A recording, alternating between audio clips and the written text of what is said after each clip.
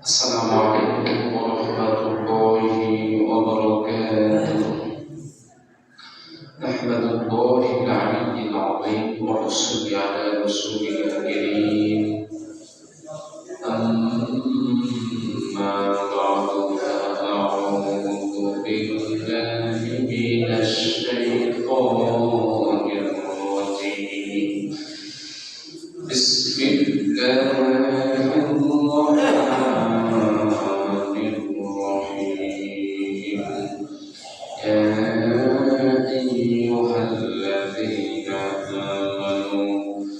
كتب عليكم الصيام كما كتب على الذين من قبلكم لعلكم تتقون.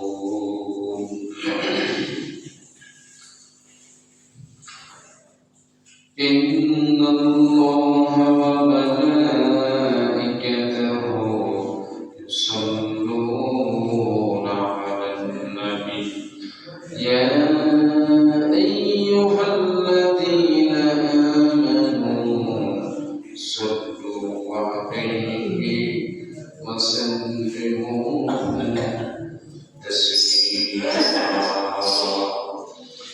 اللهم صل على محمد وعلى آل محمد كما صليت على إبراهيم وعلى آل إبراهيم إنك حميد مجيد.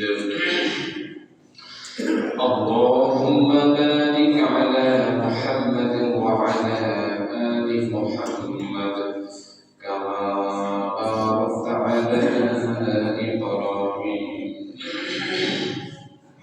وعلى آل إبراهيم إنك حميد مجيد.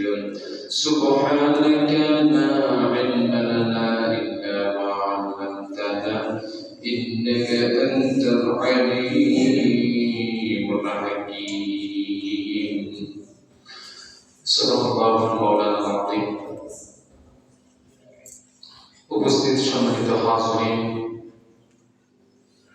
আমরা সর্বপ্রথম মহান মালিকের দরবারে শুকরিয়া আদায় করতেছি যে আল্লাহ রাব্বুল আলামিন আমাদের সবাইকে সপ্তাহের শ্রেষ্ঠ দিন ইয়াউমুল জুমার দিনে আল্লাহ তাআলা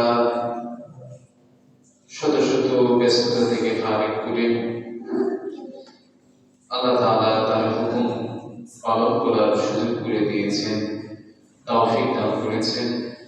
সেজন্য আমরা সবাই সেই মহান মালিকের দরবারে মস্তক অবনত চিত্রে একমাত্র আল্লাহ তাআলাকে রাজি খুশি করার উদ্দেশ্যে আমরা জবান থেকে কালিমাতুশ শুকর আদায় করছি। সবাই বলছি আলহামদুলিল্লাহ। দুরূদ সালাম প্রেরিত হোক, বর্ষিত হোক আল্লাহ তাআলা যে মহান ব্যক্তিকে এই পৃথিবীতে প্রেরণ করে আমাদেরকে ধন্য করেছেন। আমরা সেই মহান ব্যক্তির প্রতি সংক্ষিপ্ত দুরূদ সবাই বলছি সাল্লাল্লাহু আলাইহি ওয়াসাল্লাম। প্রিয় উপস্থিতি, যত দিন যাচ্ছে আমরা রমজান আমাদের সামনে, আমাদের কাছাকাছি ততই বেশি হচ্ছে। আর মাত্র কয়েকটি দিন পর মাহে রমজান, বছরের শ্রেষ্ঠ মাস আমরা পাব।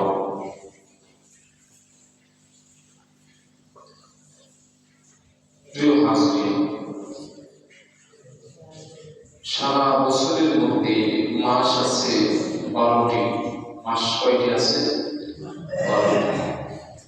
12টি মাসের মধ্যে থেকে আল্লাহ রাব্বুল আলামিন রমজান মাসকে বিশেষ মর্যাদা, বিশেষ গুরুত্ব দান করেছেন। সুবহানাল্লাহ। রমজান মাসকে আল্লাহ তাআলা বিশেষ মর্যাদা কেন দিয়েছিলেন এর বিভিন্ন কারণ আছে। তোর মধ্য থেকে অন্যতম কারণ হচ্ছে আল্লাহ তাআলা শ্রেষ্ঠ মুজিজা, শ্রেষ্ঠ কিতাব কুরআনুল কারীম আল্লাহ রাব্বুল আলামিন এই রমজান মাসে নাযিল করেছেন। সুবহানাল্লাহ। আবার সারা বছরের মধ্যে যত রাত আছে সমস্ত রাতের চেয়ে একটা রাত খুবই গুরুত্বপূর্ণ মর্যাদা সম্পন্ন রাত, সে রাতের নাম হচ্ছে লাইলাতুল কদর। এই লাইলাতুল কদরের রাতটাও এই রমজান মাসের মধ্যেই আছে। সুবহানাল্লাহ। যার কারণে আমরা স্পষ্ট বুঝতে পারি রমজান মাসের একটা গুরুত্ব, মর্যাদা, এই মাসের একটা স্পেশালিটি অন্যান্য মাসের চেয়ে আল্লাহ রাব্বুল আলামিন শত শত গুণে বৃদ্ধি করে দিয়েছেন। সুবহানাল্লাহ। প্রিয় হাজিরিন, আজকে আমরা আলোচনার মাধ্যমে রমজান মাসের অতিকয় কিছু গুরুত্ব এবং ফজিলত সম্পর্কে অবগত হব ইনশাআল্লাহ। প্রিয় হাজিরিন, রমজান মাস এটি একটি বরকতপূর্ণ মাস, রহমতের মাস, নেকি কামাই করার মাস, গুনাহ মাফ পাওয়ার মাস। রমজান মাস যদি কারো জীবনে আসে তাহলে ওই ব্যক্তিটি ভাগ্যবান হাদিসের পরিভাষায়। কেননা নবী সাল্লাল্লাহু আলাইহি ওয়াসাল্লাম তিনি রমজান মাসের আগে যে মাসগুলো আছে রজব, শাবান, এই মাসগুলিতে বেশি বেশি আল্লাহর কাছে প্রার্থনা করতেন, আল্লাহর কাছে দোয়া করতেন যে আল্লাহ রমজান পর্যন্ত আমাকে হায়াতে তয়্যিবা দান করেন, রমজান পর্যন্ত আমাকে পৌঁছিয়ে দেন। সুবহানাল্লাহ। তাহলে রমজানের গুরুত্ব অনেক বেশি। সম্মানিত হাজিরিন, আমরা সৌভাগ্য হব তখন আমাদের জীবনে আমরা রমজান পালন যখন। এমন হতে পারে এই রমজান আমাদের জীবনে নাও থাকতে পারে, এই রমজান আসার আগেই আমার আপনার মৃত্যু হয়ে যেতে পারে।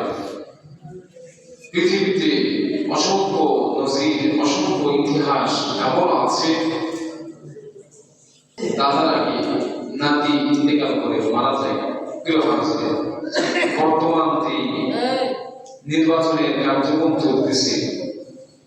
গত কয়েকদিন আগে কুষ্টিয়া জেলার একজন আমির, জামাতে আমির, তিনিও সংসদ পদপ্রার্থী, তিনিও দাঁড়িয়েছেন, কিন্তু হঠাৎ দেখেন তার ভাগ্যের কি খানা, কি নিন্দা, নির্বাচন আসার আগেই এই ব্যক্তি দুনিয়া থেকে চলে গেলেন।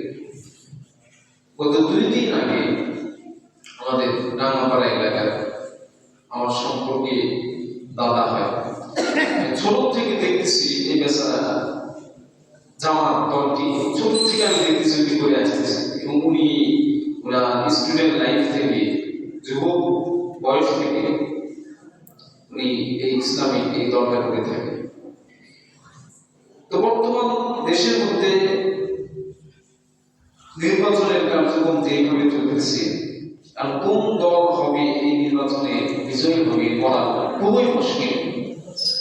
এই দাদাও তার জীবনে এই নির্বাচনটা 12 তারিখের নির্বাচন দেখতে পেল না, সে গত 2 দিন আগে ইন্তেকাল করেছে। প্রিয় হাজিরিন, যেটা বলতেছিলাম, এই যে রমজান মাস আমাদের সামনে সমাগত, আমাদের জীবনে এমন করুণ ঘটনা ঘটে যেতে পারে। এই রমজান মাসটা আপনি পাবো কিনা এর কোনো নিশ্চয়তা, এর কোনো গ্যারান্টি নাই। প্রিয় হাজিরিন, এমন হতে পারে রমজানের আগে ইন্তেকাল করতে পারে। এজন্য সব সময় আল্লাহর কাছে বেশি থেকে বেশি দোয়া করা যে আল্লাহ এই যে সামনেতে একটা পবিত্র, গুরুত্বপূর্ণ, মর্যাদা সম্পন্ন মাস আসতেছে, এই মাসটা আমার ভাগ্যে দিয়ে দেন, এই মাস পর্যন্ত আমাকে হায়াতের তয়্যিবা দান করেন। এই দোয়াটা আমরা বেশি বেশি আল্লাহর কাছে করব। আমরা শুরুতেই জেনে নিই, রমজান এটি একটি আরবি শব্দ। রমজান মূল ধাতু থেকে এই শব্দটি নিষ্পন্ন হয়েছে। রমজান শব্দের অর্থ কয়েকটি, তার মধ্যে থেকে একটি হচ্ছে জ্বালিয়ে দেওয়া, পুড়িয়ে দেওয়া। এই রমজান শব্দের অর্থ জ্বালিয়ে দেওয়া, পুড়িয়ে দেওয়া কেন? মুফাসসিরিন ইকরামগণ এই শব্দের ব্যাখ্যায় এটাই লিখেছেন, রমজান শব্দের অর্থ জ্বালিয়ে দেওয়া, পুড়িয়ে দেওয়া এই কারণে, রমজান মাস একটি গুনাহ মাফের মাস, একটি অর্জনের মাস। এই মাসে আল্লাহ রাব্বুল আলামিন বান্দাদের গুনাহ আল্লাহ তাআলা মোচন করতে থাকেন, মাফ করতে থাকেন, সুবহানাল্লাহ। যার কারণে এই রমজান শব্দটাকে মুফাসসিরিন ইকরামগণ বলেছেন জ্বালিয়ে দেওয়া, পুড়িয়ে দেওয়া, মানে একজন গুনাহগার পাপিষ্ঠ ব্যক্তির গুনাহগুলো আল্লাহ তাআলা এই মাসে জ্বালিয়ে দিবেন, পুড়িয়ে দিবেন, ভস্মীভূত করে দিবেন, সুবহানাল্লাহ।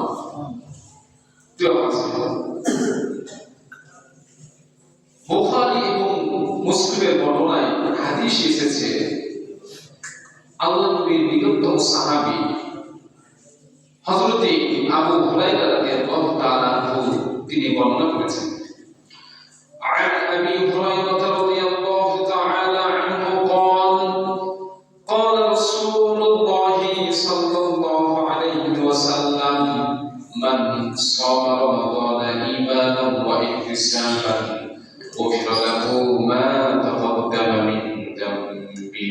এই রমজান মাসে কেউ যদি ঈমানের আশায়, ঈমান নিয়ে, ঈমান বৃদ্ধির আশায়, ঈমান নিয়ে ইহতিসাবের সহিত আল্লাহ তাআলার একমাত্র সন্তুষ্টির উদ্দেশ্যে কোন ব্যক্তি যদি এই রমজান মাসে রোজা পালন করে, আল্লাহ রাব্বুল আলামিন হাদিসের মধ্যে বিশ্বনবী বলেছেন, ওফিরা লাহু মা তাকদ্দামা মিন যামবি, আল্লাহ তাআলা ওই ব্যক্তির জিন্দেগীর পিছনের সমস্ত গুনাহ আল্লাহ মাফ করে দিবেন, সুবহানাল্লাহ।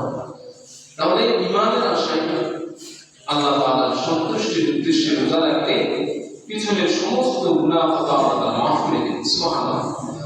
প্রিয় হাজিরিন, রোজা এমন একটি বিধান, হাদিসের মধ্যে এসেছে, বুনিয়াল ইসলাম আলা খামসিন, ইসলামের ভিত্তি হচ্ছে পাঁচটি।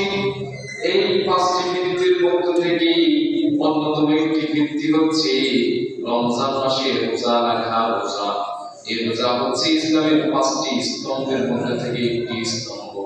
আল্লাহ তাআলা রোজাকে ফরজ করেছেন।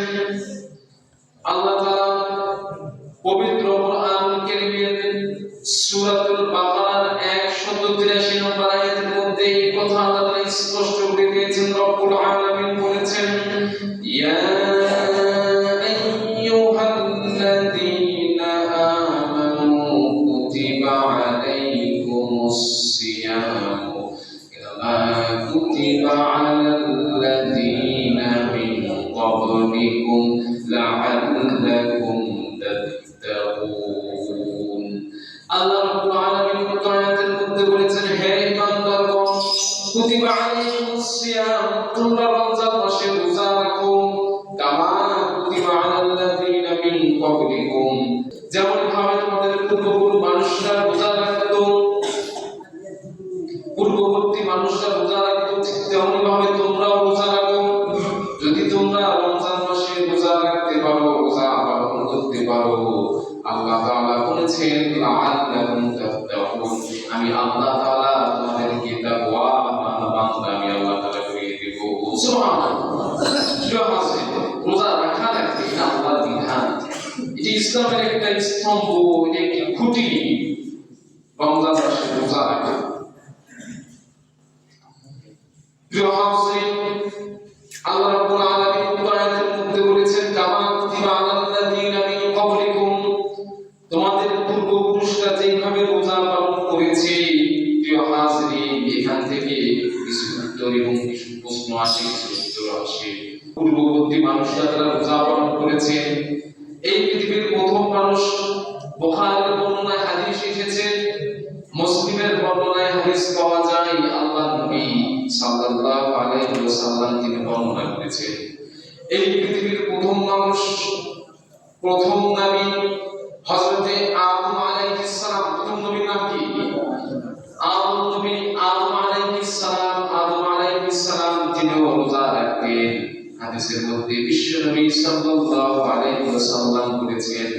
আদম আলাইহিস সালাম প্রত্যেক আরবি মাসের 13, 14, 15 এই 3 দিন হযরত আদম আলাইহিস সালাম রোজা পালন করতেন। সুবহানাল্লাহ। এই আমলটা নবী করতেন। প্রত্যেক আরবি মাসের 13, 14, 15 তারিখ নবী সাল্লাল্লাহু আলাইহি ওয়াসাল্লাম রোজা রাখতেন। এটা একটি সুন্নাহ। আমাদের আবুল বাশার পৃথিবীর প্রথম মানুষ, প্রথম নবী, এটা একটি সুন্নাহ। শুধু আদম নবী নয়, আল্লাহ রাব্বুল আলামিন এই পৃথিবীতে আরো যে নবী প্রেরণ করেছিলেন, হাদিসের মধ্যে এসেছে হযরত নূহ আলাইহিস সালাম। নূহ আলাইহিস সালাম তিনি 2 ঈদ বাদ দিয়ে, 2 ঈদের দিন বাদ দিয়ে তিনি সারা বছর রোজা রাখতেন। সুবহানাল্লাহ। শুধু নূহ আলাইহিস সালাম নয়, আরো বর্ণনা এসেছে আমাদের নবীর পূর্ববর্তী নবী হযরত মূসা আলাইহিস সালাম। মূসা আলাইহিস সালাম তিনিও বছরে বিভিন্ন সময় বিভিন্ন মাসে তিনি রোজা রাখতেন। মূসা আলাইহিস সালাম তিনি মুহররমের 10 তারিখে রোজা রেখেছিলেন ফেরাউনের কবল থেকে। তিনি যখন রক্ষা পেলেন, শুকরিয়া দান, তিনি মুহররমের 10 তারিখে মূসা আলাইহিস সালাম রোজা পালন করেছিলেন। সুবহানাল্লাহ। শুধু তাই নয়, আল্লাহর খলিল ইব্রাহিম আলাইহিস সালাম তিনিও রোজা রাখতেন। আল্লাহ তাআলা যে বলেছেন, কামা কুতিবা আলাল লাযিনা মিন ক্বাবলিকুম, তোমাদের পূর্বপুরুষরা রোজা যেভাবে পালন করত তোমরাও এই সিয়াম সাধন করো, তোমরাও রোজা পালন করো ঠিক তেমনি ভাবে। প্রিয় হাজরিন, এই কথা দ্বারা বোঝা যায় শুধু আমরাই রোজা পালন করি বিষয়টা এমন নয়। আল্লাহ রাব্বুল আলামিন এই পৃথিবীতে যত নবী সাল্লাল্লাহু আলাইহি ওয়াসাল্লাম পাঠিয়েছিলেন, এই সমস্ত নবীদের যত উম্মত এসেছিল তারা রোজা পালন করত। সুবহানাল্লাহ। এজন্য রমজান মাসে রোজা রাখা লাগবে। আজকে রোজার গুরুত্ব ফজিলত সম্পর্কে কিছু আলোচনা করব। শুনেন, রমজান মাস এটা একটি গুরুত্বপূর্ণ মাস, কারণ এই মাসে রব্বুল আলামিন কোরআনুল কারীম, মহাগ্রন্থ আল কোরআনুল কারীম নাযিল করেছেন। এই কিতাবটি পৃথিবীর মধ্যে যত বই আছে, যত গাইড আছে, যত ভার্সিটি পর্যায়ে, স্কুল পর্যায়ে যত বই দার্শনিকরা বের করেছে, কোনো বই কোরআনের মতো আজ পর্যন্ত পেয়েছেন নাকি? কোরআনের মতো নির্ভুল গ্রহণযোগ্য কোনো বই এই পৃথিবীতে পাওয়া যায় না। একমাত্র কেবলমাত্র শুধুমাত্র লা রাইবা ফিহি, বিনা সন্দেহে হুদাল মুত্তাকিদের জন্য পথপ্রদর্শক হিসেবে আল্লাহ তাআলা যে গাইডলাইনটি নাযিল করেছেন, মুসলমান বলার আওয়াজ দিয়ে বলেছে, গাইডলাইনের নাম কি? কোরআন, কোরআনুল কারীম। এই হুদাল মুত্তাকিন, যারা মুত্তাকি হবে, আল্লাহকে ভয় করবে, তাদেরকে কোরআনটা পথ দেখাবে। পথ দেখাইতে এই কোরআনটা মুত্তাকিদেরকে জান্নাত পর্যন্ত পৌঁছে দেবে। সুবহানাল্লাহ। প্রিয় হাজরিন, রমজান মাসের গুরুত্ব বেশি।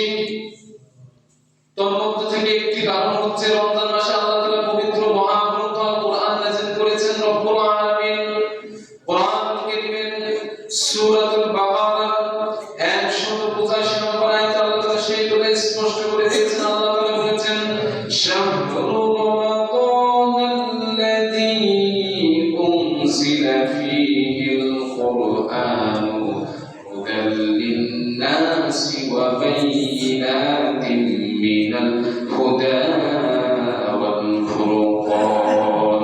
আল্লাহ তাআলা পবিত্র মহাগ্রন্থ আল কোরআনুল কারীম যে মাসে নাযিল করেছেন সেই মাসটি হচ্ছে রমজান মাস। যার কারণে আল্লাহ তাআলা রমজান মাসের গুরুত্ব আল্লাহ তাআলা বৃদ্ধি করে দিয়েছেন, বাড়িয়ে দিয়েছেন। প্রিয় হাজরিন, বুখারী এবং মুসলিমের বর্ণনায় হাদিস এসেছে রমজান মাসের গুরুত্ব কেমন শুনেন।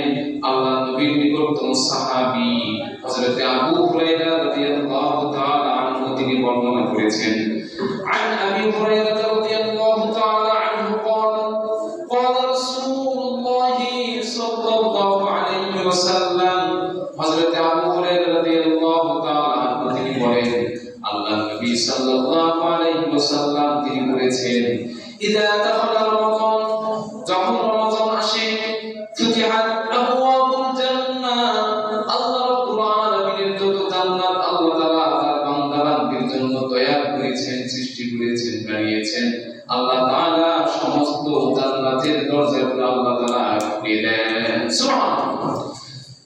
শুধু তাই নয়, নবী সাল্লাল্লাহু আলাইহি ওয়াসাল্লাম আরো বলেছেন ওয়াকুল্লিকাত আবওয়াবু জাহান্নাম, এবং জাহান্নামের সমস্ত দরজা আল্লাহ তাআলা এই রমজান মাসে আল্লাহ তাআলা বন্ধ করে রাখেন। শুধু তাই নয়, বিশ্বনবী সাল্লাল্লাহু আলাইহি ওয়াসাল্লাম আরো বলেছেন ওয়াসুলসিলাতিশ শায়াতিন, এবং এই মাসে রমজান মাসে যত শয়তান আছে সমস্ত শায়াতিনকে আল্লাহ তাআলা এই মাসে বন্দী করেন, আটক করেন। সম্মানিত হাজিরিন, এই মাসে আল্লাহ তাআলা জান্নাতের দরজা খুলে দেন, জাহান্নামের দরজা বন্ধ করে দেন, শয়তানদেরকে আল্লাহ তাআলা বন্দী করেন, এই মাসে পাকড়াও করেন, ধরে রাখেন, শিকল দিয়ে বেঁধে রাখেন। কারণটা হলো শয়তান যেন তার আল্লাহর কোন বান্দা বান্দীকে ধোঁকা দিতে না পারে, ওয়াসওয়াসা দিতে না পারে। এরপরেও যে সমস্ত কার্যক্রম মানুষ থেকে ঘটে, মুফাসসিরিন ইকরামগণ বলেছেন যেহেতু শয়তান এই মাসে আটক বন্দী, তারপরেও তারা অন্যায় জুলুম করবে, বোঝা যাবে এর ভিতরেই শয়তান আছে। এই শয়তান ভাইস 11 মাস শয়তানের ধোঁকা খেতে খেতে খেতে খেতে রমজান মাসেও তারা নামাজ পড়বে না, রমজান মাসেও তারা রোজা রাখবে না, বোঝা যাবে এই নিজেই শয়তানের ধোঁকায় পড়ে থেকে থেকে নিজেই শয়তান হয়েছে। স্পষ্ট কথা। এজন্য এখন থেকে তাওবা করা, ইস্তিগফার করা, বেশি বেশি আল্লাহর কাছে দোয়া করা, যেন রমজান মাসকে সম্মান করতে পারি। আর যদি পারা যায় আল্লাহর কাছে শহীদি মৃত্যু চাওয়া, শহীদি মৃত্যুর কোনো হিসাব নেই। আর এই দোয়াটা বেশি বেশি করা যে আল্লাহ আমার তো মৃত্যু হবেই, আপনি রমজান মাসে আমার মৃত্যুটা দিন, রমজান মাসে মৃত্যুটা দিন আল্লাহ। এটা কি বলতে কি টাকা লাগবে নাকি? আল্লাহর কাছে দোয়া করা, কারণ রমজান মাসে জান্নাতের দরজা খোলা, জাহান্নামের দরজা বন্ধ। আপনি যদি মৃত্যুবরণ করেন সব ব্যক্তি হন, আপনার ভিতরে যদি ঈমান থাকে, আল্লাহ যদি আপনার উপর রহম করে, আল্লাহ সরাসরি জান্নাতে পাঠাইতে পারে কি না? আল্লাহ কবুল করেন, বলেন আমিন। প্রিয় হাজিরিন, আল্লাহ নবী সাল্লাল্লাহু আলাইহি ওয়াসাল্লাম শয়তান থেকে বাঁচার দোয়া আছে না নাই বলেন? নবী করিম সাল্লাল্লাহু আলাইহি ওয়াসাল্লাম তিনি স্পষ্ট করে বলেছেন, যদি কেউ বুঝতে পারে তার উপরে শয়তান ওয়াসওয়াসা করতেছে, তাকে ধোঁকা দিচ্ছে, নামাজ পড়তে তাকে ভালো লাগতেছে না, রোজা রাখবো না রাখবো না রাখবো না রাখবো, এই বিষয়টা নিয়ে তাকে দ্বিধাদ্বন্দ্বের মধ্যে থেকে হচ্ছে, ভালো কাজ তাকে ভালো লাগতেছে না, মন্দ কাজ তার ভিতরে ভালো লাগে, আরাম লাগে, তাহলে বোঝা যাবে ওই ব্যক্তির উপরে শয়তান ভর করেছে। যখন আপনি বুঝতে পারবেন আপনার উপরে শয়তান ভর করেছে, তখনই একটা আয়াত করবেন। রব্বুল আলামিন শিখিয়ে দিয়েছেন, আউযু বিল্লাহি মিনাশ শাইতানির রাজীম। আপনি বেশি বেশি আউযু বিল্লাহি মিনাশ শাইতানির রাজীম এই আয়াতটি বেশি বেশি করবেন। খুব কঠিন নাকি? সহজ একটি আয়াত। এজন্য বেশি বেশি এই আয়াতটা বেশি বেশি পাঠ করা। আমার বিতাড়িত শয়তান থেকে আপনার কাছে আমি প্রার্থনা করছি, এই দোয়াটা করা যাবে না ভাই? ইনশাআল্লাহ আল্লাহ তাআলা কবুল করে, বলেন আমিন। এই রমজান মাস এটি একটি এমন মাস, এই মাসে কেউ যদি রোজা পালন করে, রোজা পালনটা এমন একটা বিধান, কেউ যদি রোজা রাখে তাহলে ওই ব্যক্তির মিথ্যা কথা বলে না, ওই ব্যক্তিকে খারাপ কাজে লিপ্ত হয় না। কারণ রোজাটা তাকে মিথ্যা থেকে, হারাম থেকে, অহেতুক ফাহিশা কাজ থেকে রোজাটাকে বিরত রাখে।